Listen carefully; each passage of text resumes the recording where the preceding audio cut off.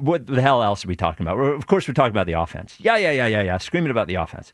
And I was on my walk this morning. This is when everything sort of hits me. It's my clearest time. Sometimes I walk not listening to anything. And I'm just alone with my thoughts. And it hit me what the Eagles have to do to save the offense and therefore save the season.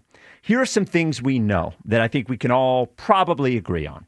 The offensive line is not going to turn around and all of a sudden be this dominant offensive line this year. Like, this is probably what we have. Maybe they'll get healthier, right, but we're not getting the offensive line of last year. Yep. Saquon's probably a little bit diminished. He touched the ball almost 500 times last year. We expected. Look, luckily he's in there. He's not hurt, but he's probably a little bit diminished.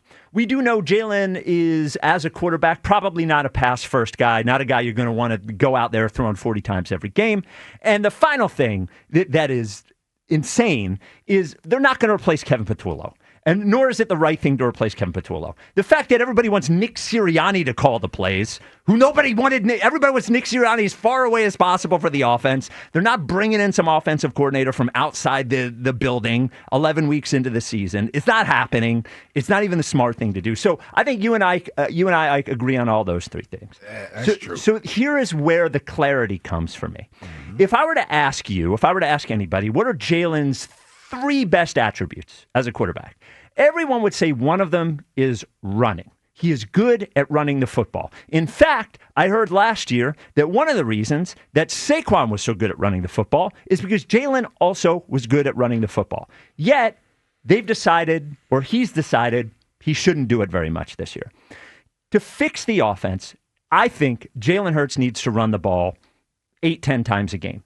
Here's what it does. First of all, it takes advantage of one of the things that he's good at that for some reason we've decided they're not going to do.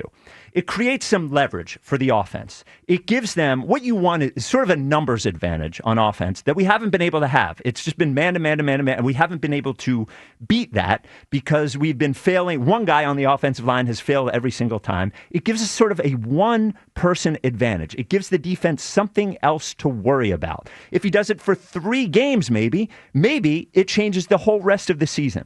And for everyone who is worried about him getting hurt, because I think that is part of the plan, I sort of understood it. You don't want him you don't want him grinded up toward the end of the year. I was worried last year about Saquon getting hurt.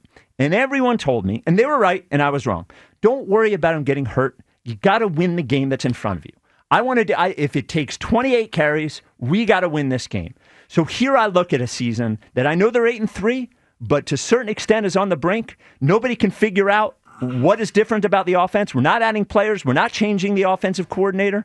We're not changing skill sets. Let's use one of the things that we are good at, and that is the quarterback running the ball.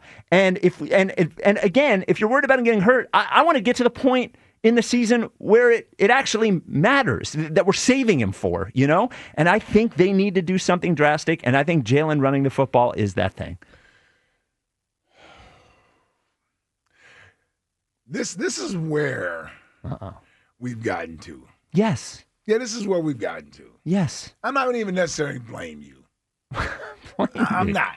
When you broach this idea, yes, my head literally popped off of my shoulders, even though you didn't necessarily see it. But you were like, brilliant. No. This is how crazy this idea, and this is how desperate we've become. Yes, with this offense. And they should be desperate. No, we shouldn't be desperate. And here's what I'm going to say. This team first of all, running more is ridiculous. Let me just get this out of the way first. Running more is ridiculous. You don't run your quarterback more. Are you trying to get him injured? No. Yeah. I'm trying to win football games. We're not going to win with Jalen Hurts running us to victory. We're not. It will create leverage for the offense. I'm telling you, it will help everyone. It'll help Saquon. It'll help the offensive line. It'll help the receivers. It'll help everyone. Yeah. Okay, so here's the thing. If you mean more, as in more than twice a game, okay, I'll give you 3, maybe 4 times a game. 8. Nah, I don't need 8 runs. I don't need 8 designed quarterback runs. The more times you put him in harm's way, the more of a chance there is that he'll get injured, and that compromises our best chances of winning the ultimate prize, which is winning the Super Bowl. Jalen Hurts himself is not going to run us to a Super Bowl title. And we got to get away from you know what? We can't figure out how to put an offense around him and how we make this thing work. Here's what I do know. I know I've seen him have success in the offense. I know I've seen him have success under Nick Sirianni in this offense. The ability to throw the ball is there. It may not be as regular and consistent as we want it to be, but it's there. And it certainly isn't as much of a hindrance to a point to where we needed to decide, okay, we're going to turn Jalen Hurts into a running back and just see if we can run with him because the other guys can't run. The offensive line can't block for the other guys. You don't do this with your franchise quarterback. They got to figure out how to move this ball through the air. The biggest issue with the Eagles right now, I don't even know if play design is necessarily the biggest issue as much as when you're calling the plays that are in the playbook. Rhythm. I see plays that work in this offense. And then it becomes nut crunch time. And then we call something that's so simple that everybody knows what we're doing. I see plays where they take shots down the field. I'm seeing these things. This is the inconsistency of the offense in halves that we've seen all year. Right? If they come out with a good game plan, then all of a sudden they do something to change up the game plan and they can't continue what they did in the first half. Or if they come out with something that doesn't work and they're forced to do hurry-up offense, up-tempo offense, that seems to get everybody in the rhythm. But then you're wondering, well, why didn't we do this earlier? That's all play calling and rhythm from the coordinator, knowing what plays, when to call them, what's the best plays to call. 3rd and 2, why are we in a shotgun on 3rd and 2? Even if you want to throw the ball, don't you get under center and give at least the illusion that you may run the ball here? You get a defense something to think about. You're sitting in shotgun with Saquon to the right of you. If I'm a defense, the only run they can run is a draw play. Or they're throwing the ball. Right? So to me, it's when you're calling the plays that should be called. It's not that the plays aren't in the playbook. It's when you're deciding to use the plays.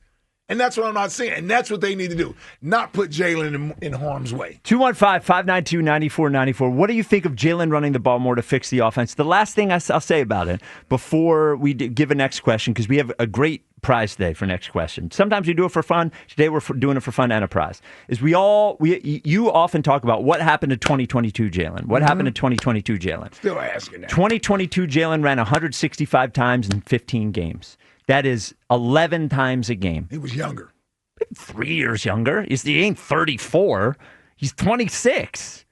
You know what I mean? What happened to 2022? Give me 2022. 8 to 10 times a game. Run the ball. Don't hide something that you're good at.